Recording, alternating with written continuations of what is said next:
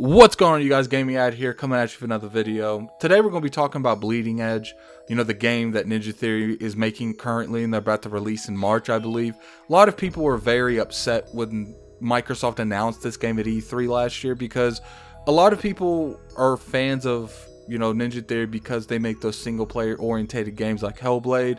And when it was noticed that they were making this multiplayer game, a lot of people got very frustrated because that's not what they wanted. But, this weekend, right now I'm making the video, it's February the 17th, there's actually a open beta. Well, it was closed technically, because if you was on Gamepass, you had access to it. But, you got to play pretty much with all the characters. To my knowledge, it's in the game. I don't know if there's going to be new characters implied in the game when it comes out. But, I want to go over all the stuff that I found wrong with it, stuff that I liked about the game. My overall impressions on the actual beta. So let's go ahead and get on with this.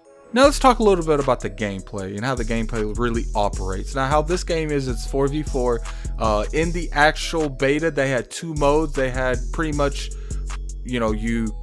kind of king of the hill. You capture the zone, you keep it, they close it. Now, what I like about this game is there's 3 zones and they open and close them at random, and they actually don't open them immediately. You actually have a small amount of time that you have to get there.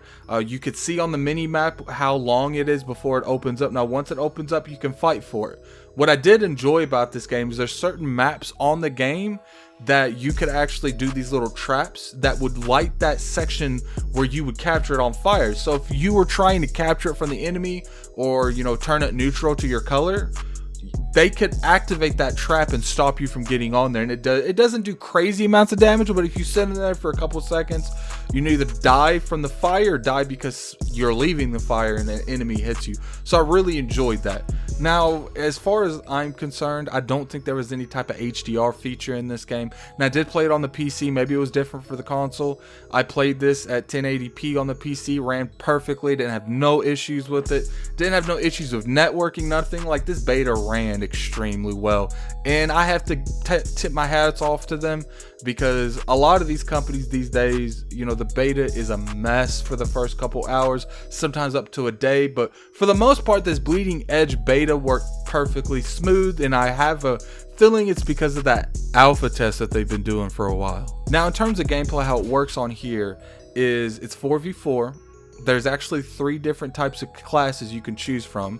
You have the damage units, you have the support units, and you have the tanks. Obviously, if you've played any type of games like this, you know what all these are supposed to be done for.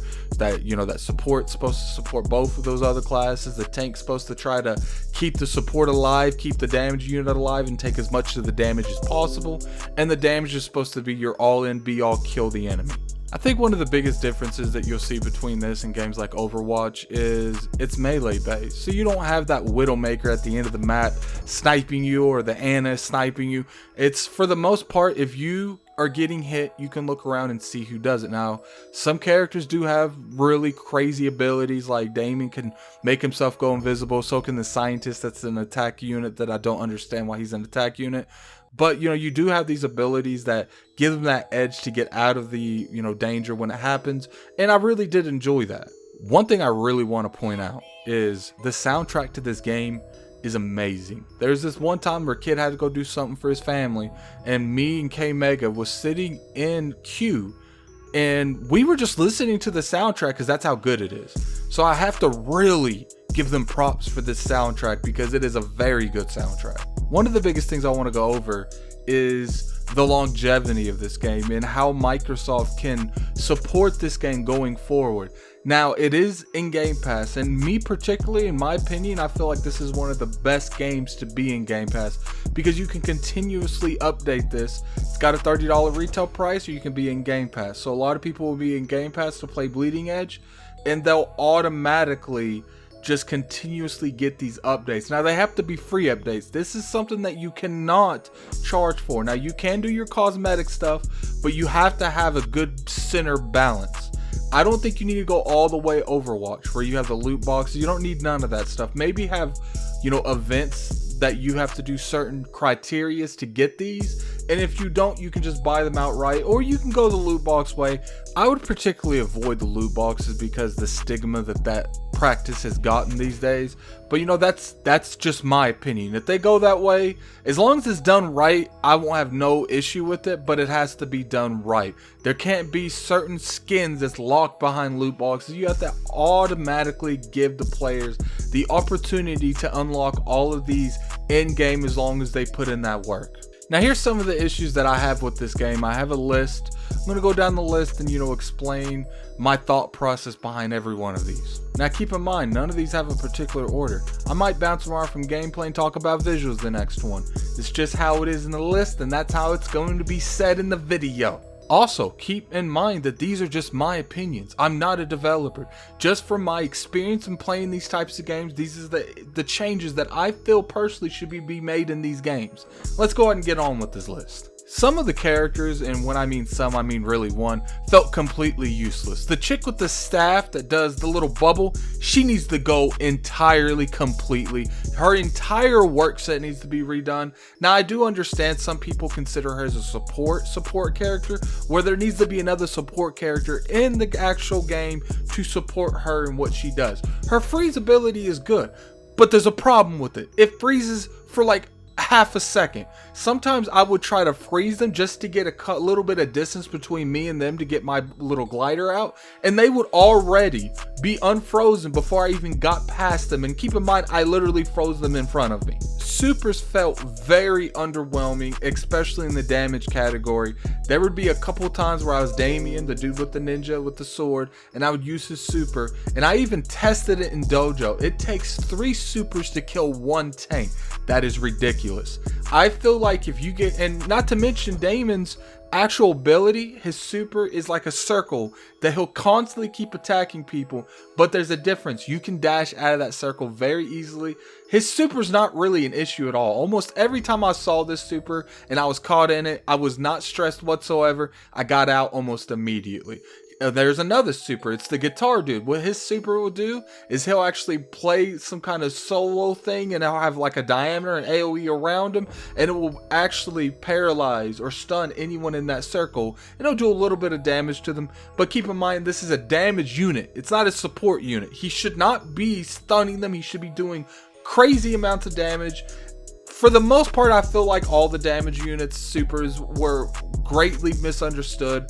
I do feel like the chick with the cybernetic legs had a good super. She would throw daggers around, and it felt like an actual damage super. It didn't feel like something that should be in the support units. Another big thing I didn't really feel about this is the tanks felt stronger with some of their abilities than the actual damage units.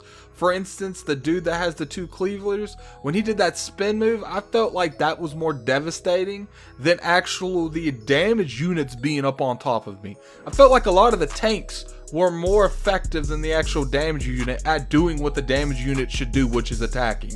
A tank's primary focus in these types of games is to take the damage, is to go in there and support the support unit. Make sure the people stay off the damage units and be the center of attention and take the most damage so everyone else can do their effective jobs. I felt like in Bleeding Edge, this was not the case. I feel like certain things in this game needs to be directed towards that. We can't have one way without the other. The damage unit should do the most damage in the game. The support unit should do okay damage, but their primary focus is to supporting the team. And the tank's primary focus is most of the time they're slow units that absorb huge amounts of damage, and they do okay damage themselves. For the most part, this next one is the speed of the overall characters. Damon, I feel like, needs to be a little bit faster. I feel like the overall speed of the game needs to be increased a little bit. Some of the damage units were extremely slow, and there was a lot of like leaping attacks with a lot of the tank units that made them faster than the damage units. So I feel like overall adjustments needs to be made on the speed in general.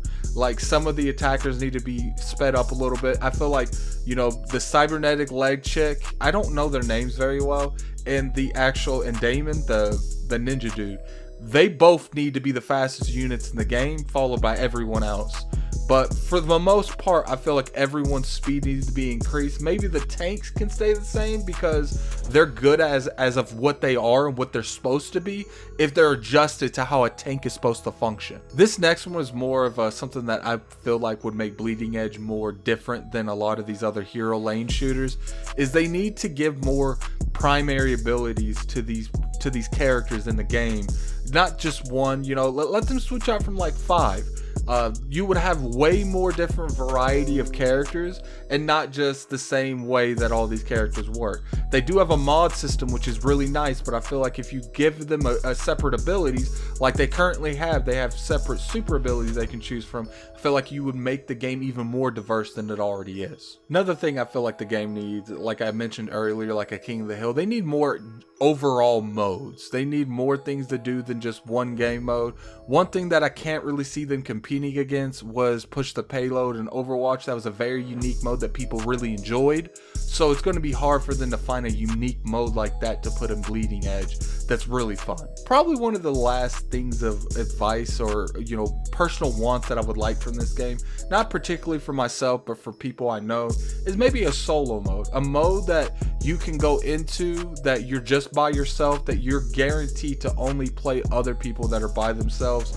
4v4, everyone for the most part should know each other, and it should be relatively on equal terms. That I don't know if this is something that they would be open up to doing, but I feel like this would give a lot of people more of a, what's the word I'm looking for, incentive to play this, that want to play by themselves. There's a reason Apex did it. There's a reason Destiny did it, because there's a lot of players that don't got friends. They don't have friends that are on the same timeline as them. They got work schedules that conflict. So it's a lot easier if you have that option to play by yourself if you choose to. But you know, that's all I really have to say about Bleeding Edge. Bleeding Edge was a fun game for me. I really enjoyed it.